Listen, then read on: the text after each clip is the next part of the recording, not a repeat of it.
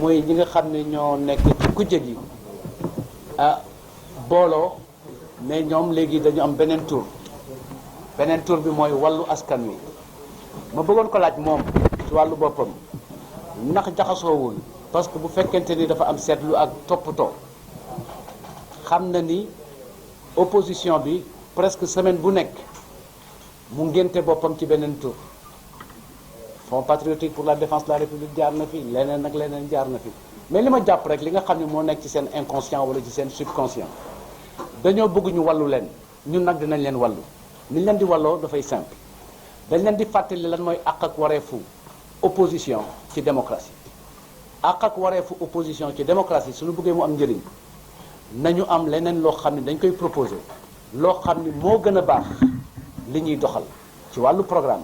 mu jëm ci jàngu xale yi mu jëm ci pajub nit ñi mu jëm ci situation yu jigéen ñi mu jëm ci transparence ak lutte contre la corruption mu jëm ci li nga xam ni mën na indi yokkute ci ni économie bu Sénégal di doxee su boobaa la opposition bi di def njëriñam ci démocratie parce que nit du question yi da ngay jaay jàmbaar rek moo tax sénégalais yi di la dénk seen i carte élection confiance nangu nañu opposition boo xam ni rôle am ak responsabilité am teg na ko ci ni dafay contrôler gouvernement bi loolu dafa baax dafa war dañ ci ànd waaye nanguwuñu opposition boo xam ni dafa jàpp ni moom moo yor monopole éthique nanguwuñu opposition boo xam ni moo ne moom moo yor monopole éthique te na muy doxalee àndul ak éthique parce que werante xaawi sutura du taxawaay bi ñuy xaar ci opposition li ñuy xaar ci opposition te ñun noonu lañ leen bëgg a walloo mooy ñu def seen xel seen xalaat ci di proposition boo xam ni moo gën a puissante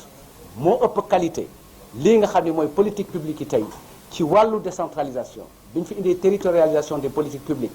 maanaam ñi ñu fal 2014 ñu jox leen moyens yi nga xam ni la ñuy xalaat ci kaw di ko doxal ñu doxale ko fi nit ñi pauvre ñu doxale ko fi nit ñi soxlaa ko ñu doxale ko fi nga xam ne nit ñi nañ ci mën a jot